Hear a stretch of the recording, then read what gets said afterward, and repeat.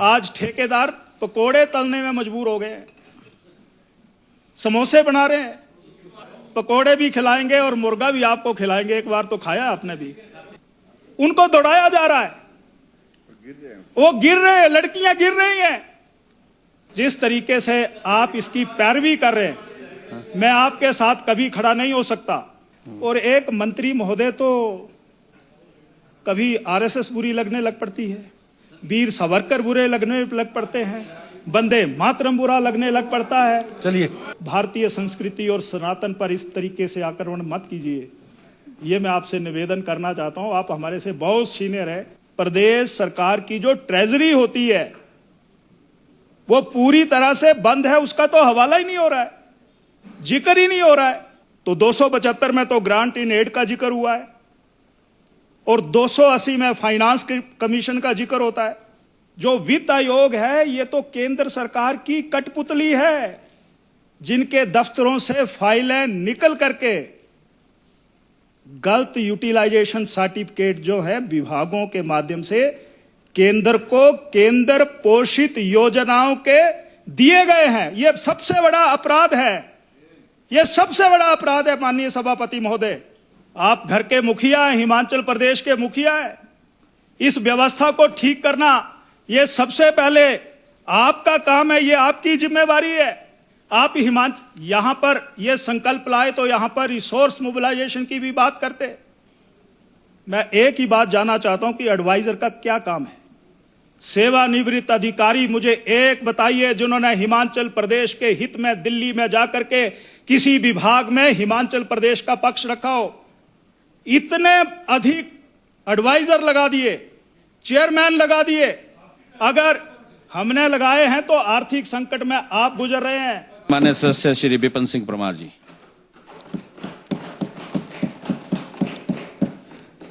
धन्यवाद सभापति महोदय। मुझे आपने आरडीजी विषय के ऊपर अपना पक्ष रखने का मौका दिया, आपका धन्यवाद। जो इस माननीय सदन में चर्चा हो रही है आरडीजी के ऊपर, परसों से हो रही है और जब यह संकल्प लाया गया नियम 102 के तहत तो ऐसा लगा कि इस पर विस्तार से चर्चा होगी। FRVM और CAG की रिपोर्ट जिन्होंने अलर्ट किया है हिमाचल प्रदेश की सरकार को, उसका भी इसमें उल्लेख किया जाएगा। पर चर्चा की दिशा कहीं और ही मोड़ दी, यानी संकल्प आत्म मंथन का नजर नहीं आ रहा है। यह राजनीतिक दिशा देने का प्रयास सत्ता पक्ष की ओर से जो सरकारी संकल्प यहां पर हमारे संसदीय कार्य मंत्री जी ने प्रस्तुत किया है, ऐसा प्रतीत होता है। और यह संकल्प पूरी तरह से केंद्र सरकार के खिलाफ अलग अलग तथ्यों के साथ प्रस्तुत किया गया है। परंतु अगर इस संकल्प की तरफ नजर दौड़ाई जाए तो मैं ये कहना चाहता हूं कि वर्तमान सरकार की जो वित्तीय विफलताएं हैं, ये जो आरडीजी है ये तो 31 मार्च को समाप्त होगी, पर हिमाचल प्रदेश में तो वित्तीय संकट पिछले 2 सालों से है। यानी हिमाचल प्रदेश में आर्थिक संकट का जो पैमाना है वो किसी भी प्रदेश सरकार की जो ट्रेजरी होती है वो पूरी तरह से बंद है, उसका तो हवाला ही नहीं हो रहा है, जिक्र ही नहीं हो रहा है। यानी 10,000 रुपए से ज्यादा उस ट्रेजरी से राशि निकाली नहीं जा सकती। सभापति महोदय, सरकार तो उस समय जागी जब 1 फरवरी 2026 को सीतारमण जी ने यह बजट प्रस्तुत किया, तो फिर ये जागे, फिर अलग प्रकार के वक्तव्य आना शुरू हो गए, सोशल मीडिया से लेकर के प्रिंट मीडिया में आना शुरू हो गए और फिर जिक्र किया गया ये तो हमारा संवैधानिक कॉन्स्टिट्यूशनल राइट है। अब जो संकल्प यहां पर प्रस्तुत किया गया है, उस संकल्प में तो यह कहा गया 275, 280 का जिक्र किया है। तो 275 में तो ग्रांट इन एड का जिक्र हुआ है और 280 में फाइनेंस कमीशन का जिक्र होता है। यह सौगात नहीं, हमारा अधिकार है। पक्ष भी रखा जा रहा है और डराया और केंद्र सरकार को धमकाया भी जा रहा है। योद्धा, मुख्यमंत्री जी आपने कहा कि मैं योद्धा के रूप में भूमिका निभा रहा हूं, निभाइए, परंतु जो आपके रतन हैं, जो जिस तरीके से आपके पक्ष में बातें रख रहे हैं, वो रतन आपके शुभ चिंतक नहीं है। संजय रतन नहीं, मैं तो शुभ चिंतक हूं। वो शुभ चिंतक नहीं है। यानी ये कहा जा रहा है कि जो वित्त आयोग है ये तो केंद्र सरकार की कठपुतली है। अरे शब्दों का प्रयोग तो सोच समझ करके करो। ये हमारा जन्म सिद्ध अधिकार है। जैसे कहीं जनसभा में खड़े होकर के लोगों के मनों तक पहुंचने के लिए बातें रख रहे हों, मैं इतना कहना चाहता हूं कि ये पूरी तरह से सरासर गलत है। और माननीय मुख्यमंत्री महोदय, ब्रेकडाउन तो हिमाचल प्रदेश में हो गई है।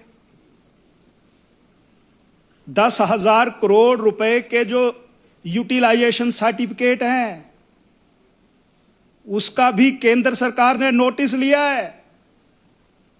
फंसेंगे वो जिनके दफ्तरों से फाइलें निकल करके गलत यूटिलाइजेशन सर्टिफिकेट जो है विभागों के माध्यम से केंद्र को केंद्र पोषित योजनाओं के दिए गए हैं। यह सबसे बड़ा अपराध है। यह सबसे बड़ा अपराध है माननीय सभापति महोदय। और जब वो फाइलें खुलेंगी तो वो कहां होंगे? ये तो नहीं होंगे वहां पर जिन्होंने फाइलें आगे सरकाई हैं उनका हाल क्या होगा? इसलिए यूटिलाइजेशन सर्टिफिकेट, वो पैसा कहां लगाया गया? केंद्र पोषित योजनाओं का पैसा तनख्वाहों में लगाया गया, पेंशन में लगाया गया, जिसका रोना धोना आज आरडीजी के रूप में यहां पर दोहराया जा रहा है कि हमारे हक को छीन लिया। मैं तो यह भी कहना चाहता हूं, केंद्र पोषित योजना, बिलासपुर में जो पैसा 500 करोड़ आया रेलवे के काम के लिए, वो पैसा भी यहां मंगवा लिया गया। और जब केंद्र सरकार को पता चला तो वो सख्त हुई कि पैसा किसी योजना के लिए, और वो हिमाचल प्रदेश के कर्मचारियों की तनख्वाह के लिए और पेंशन धारकों के लिए वो पैसा लगाया जा रहा है। तो ब्रेकडाउन नहीं है तो क्या है? सभापति महोदय आज जागे हैं। ये जो मंत्रिमंडल के इनके साथी हैं, क्या इन्होंने पहले कभी नहीं जगाया? ये केंद्र की योजना और संस्थाओं के खिलाफ खुल करके बोलते हैं। कठपुतली, खैरात नहीं है, कठपुतली। ये जो FRBM है, ये क्या कोई कठपुतली है? आपको जगाया था माननीय मुख्यमंत्री महोदय। मैं आपकी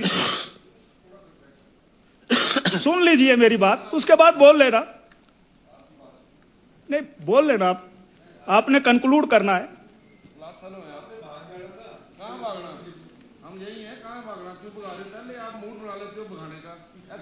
तो माननीय सभापति महोदय, ये जो हमारा एक तरह से आरडीजी है, ये सशर्त तदर्थ व्यवस्था है। ये कोई मौलिक अधिकार नहीं है। उस गैप को पूरा करने की व्यवस्था। और FRBM ने क्या कहा था? इन्होंने इनको चेतावनी दी थी, आपने उस पर और आपके अधिकारियों ने गौर नहीं की। क्या कहा? राजस्व घाटा शून्य किया जाए। उसका श्वेत मैं आपसे जानना चाहता हूं। ब्रेकडाउन है पूरे हिमाचल प्रदेश में, आप इनकी तरफ इशारा मत कीजिए।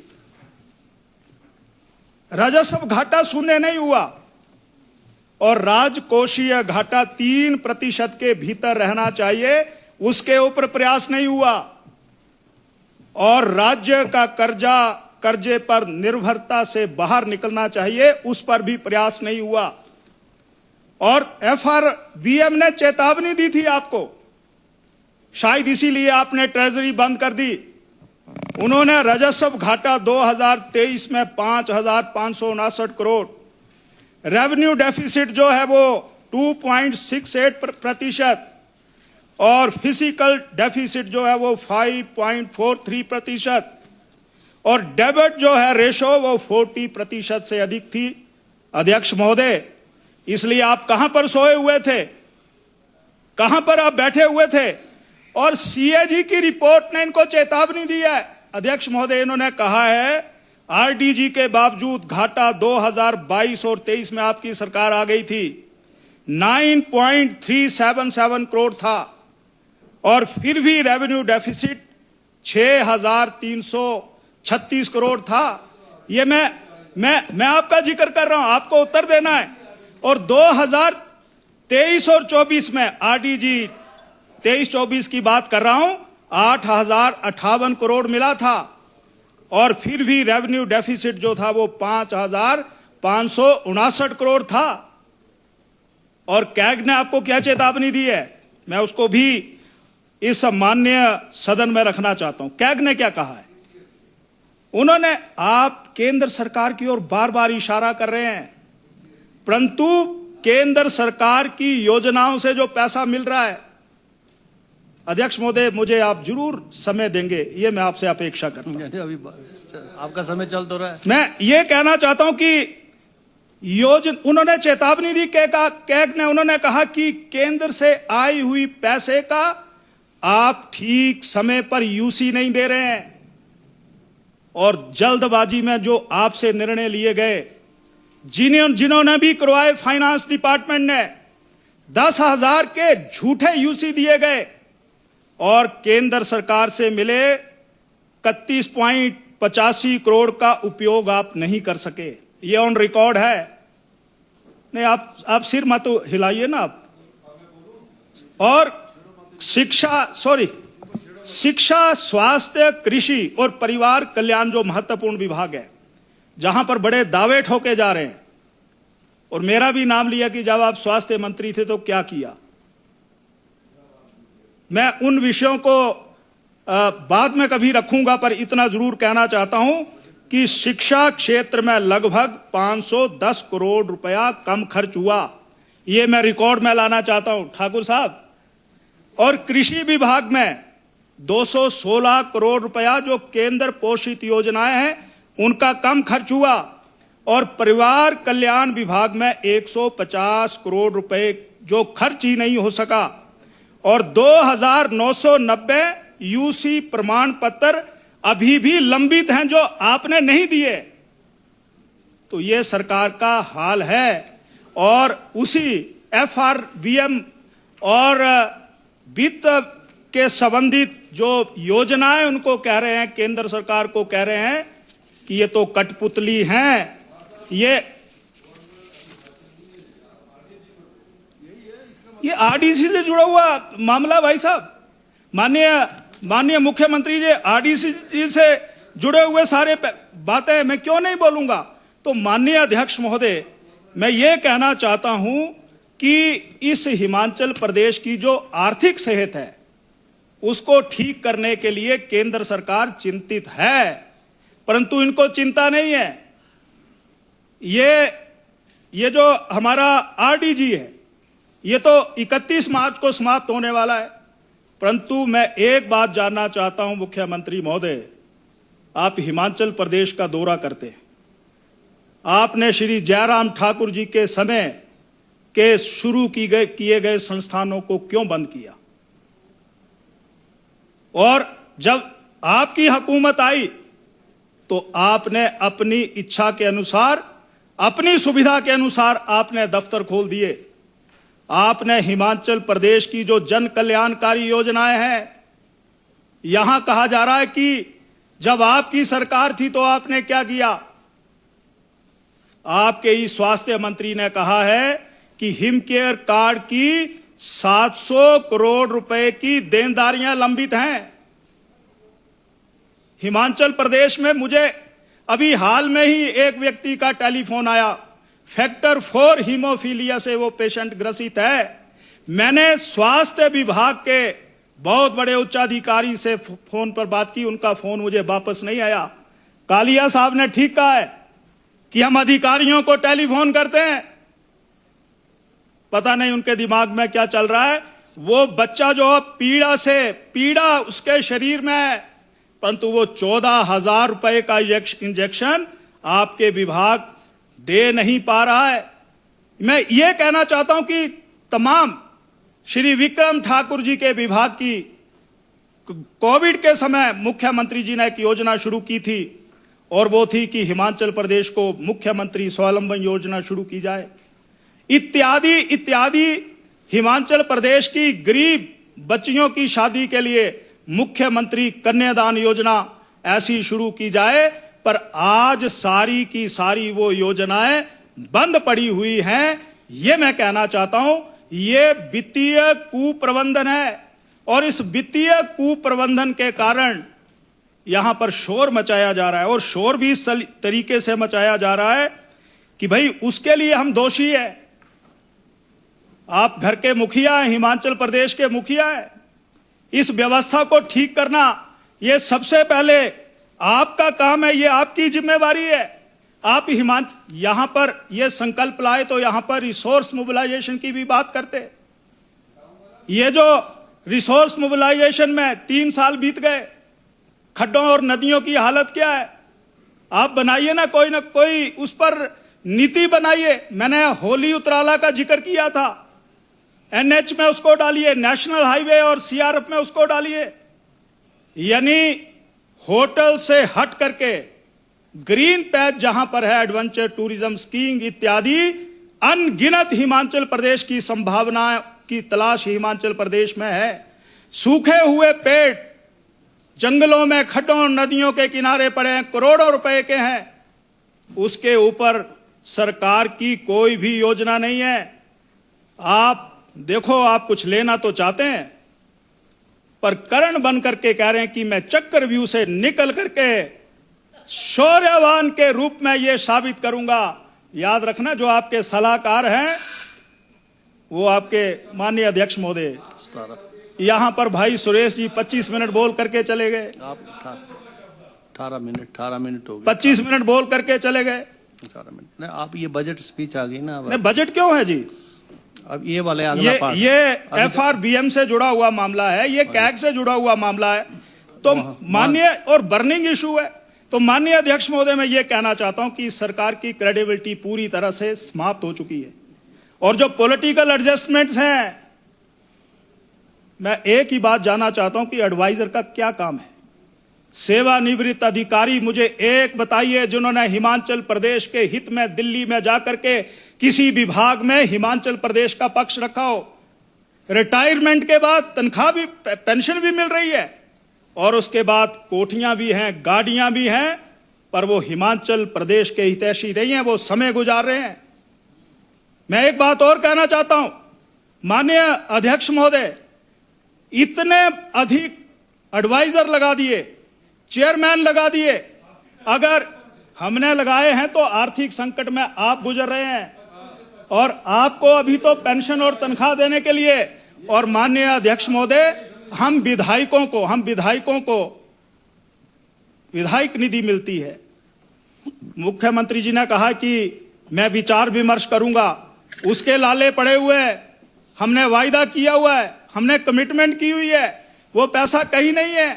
तो इसलिए मैं ये सारी बातें यहां पर इस रूप में रखना चाहता हूं। आज ठेकेदार पकोड़े तलने में मजबूर हो गए, समोसे बना रहे हैं, और पिछले कल हिमाचल प्रदेश के कर्मचारी जो हैं, हिमाचल प्रदेश पकोड़े भी खिलाएंगे और मुर्गा भी आपको खिलाएंगे। एक बार तो खाया आपने भी।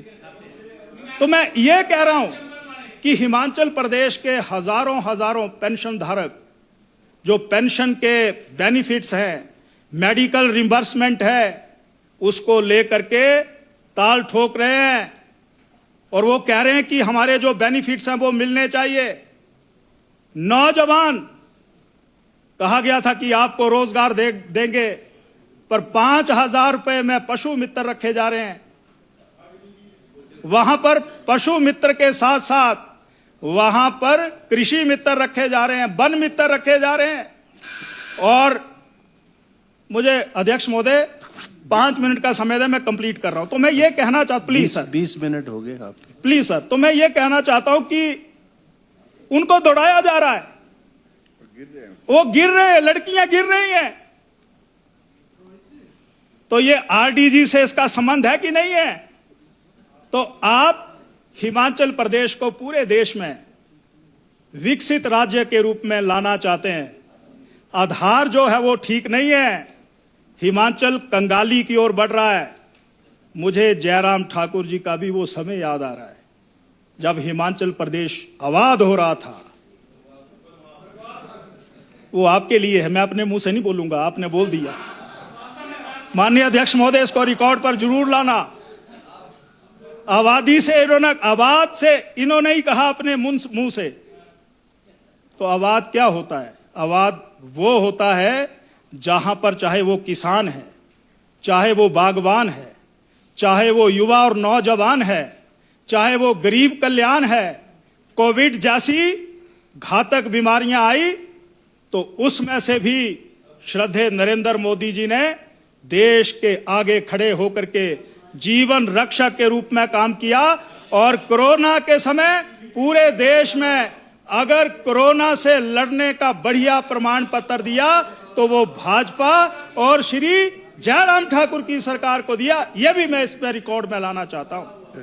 तो मैं ये बात इसलिए कहना चाहता हूं, माननीय अध्यक्ष महोदय, ये हिमाचल प्रदेश में जिस प्रकार की परिस्थितियां बन रही है, उन परिस्थितियों के अनुसार हिमाचल प्रदेश का आम वर्ग जो है वो दुखी है, हिमाचल प्रदेश का आम वर्ग जो है वो प्रताड़ित है, ये मैं कहना चाहता हूं।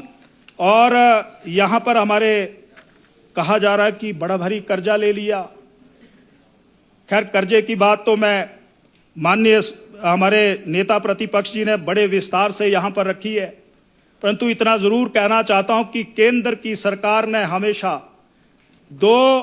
जो फाइनेंस कमीशन आए उसमें हिमाचल प्रदेश को जो रिकमेंडेशन थी फाइनेंस कमीशन की, खुल करके हिमाचल प्रदेश का सहयोग किया। परंतु मैं ये भी देख रहा था कि जो 17 राज्यों में फाइनेंस कमीशन ने रिकमेंडेशन दी है, जब 2021-22 में राशि सैंक्शन हुई थी तो उसमें केरल भी था, सर्वाधिक राशि मिली थी। उसमें वेस्ट बंगाल की ममता बनर्जी की सरकार भी थी। श्री नरेंद्र मोदी जी के स्वभाव में या शासन में, राज में किसी प्रकार का भी भेदभाव नहीं है, ये मैं कहना चाहता हूं। परंतु अध्यक्ष महोदय, यहां पर अपने पक्ष को, मुख्यमंत्री जी, आप नीति आयोग की बैठक में नहीं जाते हैं, आप अपना पक्ष नहीं रखते हैं। यही आरडीजी के बारे में, जो हिमाचल प्रदेश में आर्थिक संकट, देखो आपकी सरकार की छवि कैसे खराब हुई है। ये ट्रेजरी बंद है। मुझे अपने राजनीतिक जीवन में 26 वर्षों में जो हमारी विधायक निधि है वो डीसी महोदय से निकलवाने के लिए पालमपुर में ट्रेजरी अफसर से फोन करना पड़ता है, उसके बाद डायरेक्टर से फोन करना पड़ता है, उसके बाद फाइनेंस सेक्रेटरी ने, भाई साहब ने तो फोन ही नहीं उठाया। ये व्यवस्था परिवर्तन है या क्या है? ये पहली बार है 26 साल के वर्षों में। माननीय अध्यक्ष महोदय, ये मैं सरकार की आलोचना नहीं, पर मैं इनको जगाने का काम कर रहा हूं। और अंत में आपका बहुत आभार, धन्यवाद। यहां पर हमारे साथी मुझे देख करके कई प्रश्न पैदा कर रहे थे कि आप भी स्वास्थ्य मंत्री रहे, तो हमने तो हिम केयर कार्ड योजना चलाई। बजट में दे देना जवाब। नहीं, अभी तुरंत ठीक रहता ना जी। हमने सहारा योजना चलाई, मुख्यमंत्री चिकित्सा योजना चलाई, और शिमला में किडनी ट्रांसप्लांट का काम शुरू किया। ठीक हो गया। पूछ रहे हैं ना कि आपको हो गया। आरडीजी जो दी उससे ये सारा तमाम काम किया। तो मैं ये कहना चाहता हूं कि इस प्रकार के आरोप लगाना ये Wind up, ठीक नहीं please. है। तो अंत में आपका सभापति अध्यक्ष महोदय, सॉरी मैं सभापति बोल रहा हूं क्योंकि यहाँ कुर्सी बार बार बदल रही है, पता सभा नहीं के- सभा आपकी के- कुर्सी कहीं अभी सभा थोड़े का दिनों में संचालन नीचे ना आ सभापति जाए, बोलो, अध्यक्ष तो बोलो, नीचे एक ही यानी ठीक स्थान पर ना आ जाए, तो उसके लिए आपको शुभकामनाएं। मुझे आपने समय दिया, आपका आभार। परंतु मैं धन्यवाद। जिस तरीके से आप इसकी पैरवी कर रहे हैं, मैं आपके साथ कभी खड़ा नहीं हो सकता। केंद्र की सरकार को कठपुतली, फाइनेंस कमीशन को कठपुतली, और यहां पर युवा मंत्री चले गए। चलो चलो बस हो गया। खैरात का हटाओ। शब्द मानिए रिकॉर्ड पे लाना चाहता हूं। विक्रमादित्य जी ने कहा कि जो फाइनेंस कमीशन की रिकमेंडेशंस हैं वो राष्ट्रपति जी को दी जानी चाहिए। उसके पास उसके बारे में कोई भी उल्लेख नहीं हुआ है, कोई जिक्र नहीं हुआ है। मैं रिकॉर्ड में लाना चाहता हूं।